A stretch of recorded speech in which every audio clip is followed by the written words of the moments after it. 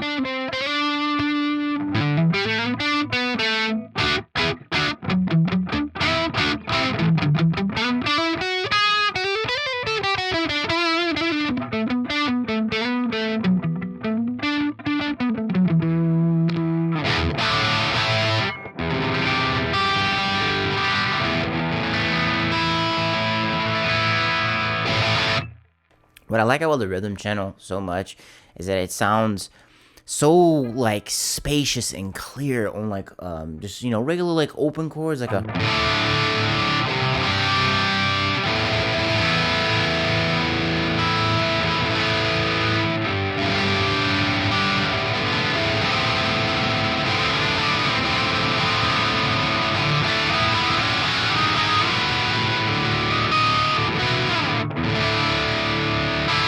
I just like how open and cool it sounds. I originally designed a patch a long time ago for the one we're going to be looking at next week. What is the one we're going to be looking at next week? The Quick Rod. I designed one on the Quick Rod back on my Axe FX 2, and then the firmware changed, and then I kind of wasn't feeling it anymore, and I've kind of abandoned these amps, to tell you the truth, and it's a big mistake on my part, because this Nitro sounds so good. I know it's a plexi clone, and we have original plexis, and then we have reissues of plexis, and then we have modified plexis, but these have their own like flavor, and they sound so great. They also have a butt ton of gain. Look where I am. These pickups are not hot. They're like medium output, and I'm like right here. Let me turn the drive off. I'm mainly using the drive on both of these as an EQ, because watch how much of like the mids and low mids like jump up. This is my EQ. I'm basically just cutting mids. A lot of plexes have that 125, 250, that low mid. I don't call it mud, but that's just kind of their character. I always cut those out because I really don't like those. All right, let me play with the boost.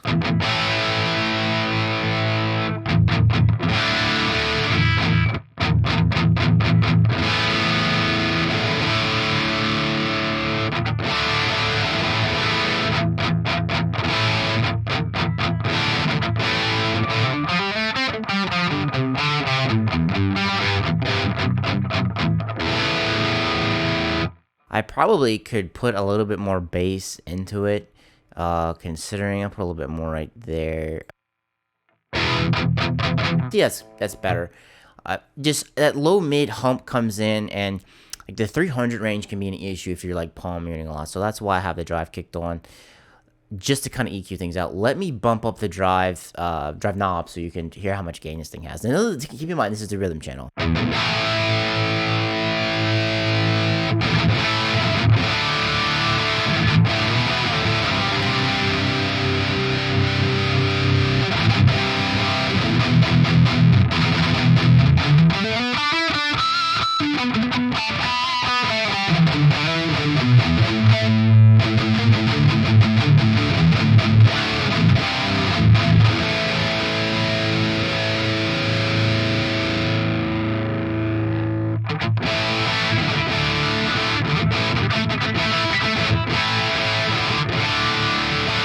Yeah, so as you push the drive up, it keeps its tone. It gets a little bit more high-end sizzle to it, but it still sounds pretty cool. And like I dialed this one back because it is a rhythm channel, because I kind of wanted it a little bit more downshifted, if you will. Now, let's check out the lead channel. This one is kind of similar. It's a little bit more compressed, but it's a hairy beast. Let me show you it's pretty much the same thing. I'm cutting a little less mids here, a little less 125. I'm gonna go right to the drive because I want to get that out the way, because I'm not boosting anything. It's literally just for EQ. I mean, or right there. I'll play and cycle the pickups.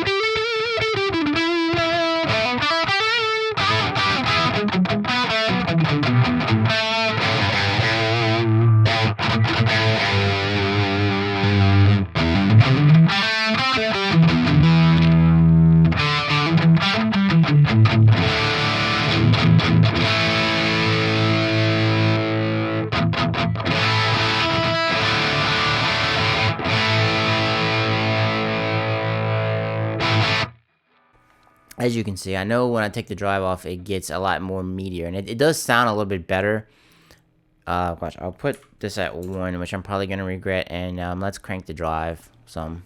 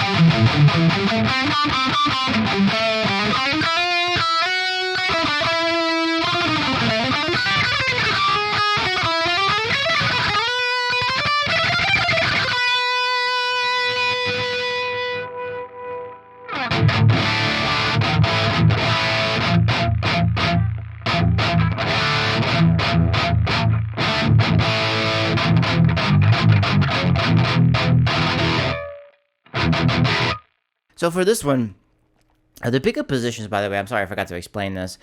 So my the second and fourth positions, the pickups are in parallel, not in series. So that's why, like, for my bridge pickup, when I'm all the way back, it has like a lot of mid surge comes through, and then when I move up toward the neck position, toward the neck pickup, it like cuts it out because it's in parallel. I just wanted to throw that out there.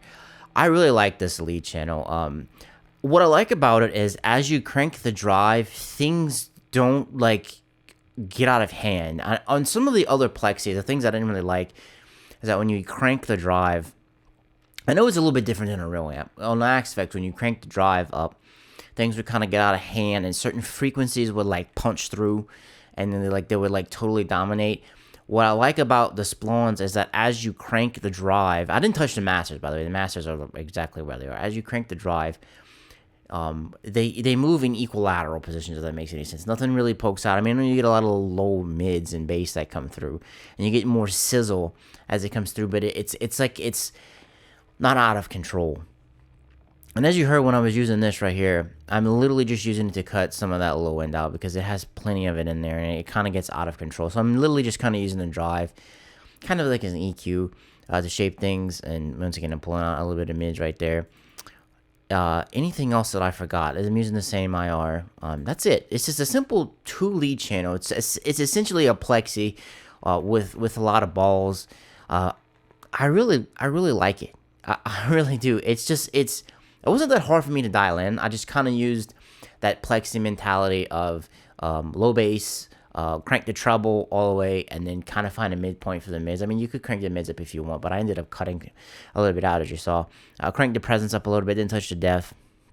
Stayed in authentic. I didn't even venture an ideal. I messed with these switches earlier before filming this, and it didn't really make a whole lot of a difference. So dialing in authentic was fine. That's gonna wrap things up for this amp. It's very simple, easy to dial in, and it sounds so good. I think this is like one of my favorite plexi clone iterations, cousins, childs that spawned from the plexi line in the Axe-Fx. Now it sounds really good. Oh, and I want to show you this too before I forget. This video right here, the Splawn Nitro HD demo by Mr. Fast Red Pony Car. I got this from the it's from the Fractal forum on the X write-up on the Splawn. He has it down here. Have Rick Graham has one. We have this one, and I just clicked on this one because I haven't seen it before. It sounds really great. And what I like about the Axe is it gets that character. I'm not gonna say close because I mean, modeling, analog world to digital world, just to be a little bit differences, but it gets it very, very close. I find anyway. And Mr. Lionheart right here, he said in his experience, this amp is very picky when it comes to speakers. He said Eminence Governor is the best. That works. But if you pair it with the Quick Rod, it sounds really good. And I'm inclined to believe him, honestly. Now I'm using I'm using an IR that's not stock that's in here, but I like the way it works, and it works to me from these type of amps. Guys, do you use the Splawn Nitro, as it's called, in the Axe-Fx? Do you use it? Let me know in the comments down below. If you thought this video was cool, leave me a thumbs up. I greatly appreciate it. Next episode, I mean, I've kind of already given away. We're gonna be looking at the Quick Rod. The Quick Rod's insane. Like, let me show you right here. So this is a Plexi, a JCM 800, and then a hot rodded JCM 800. And then literally, like, OD2 is literally those same amps, but with more gain. So it gets kind of insane, and it gets cool and out of control. So we'll check that out next time on Amps the Axe-Fx 3.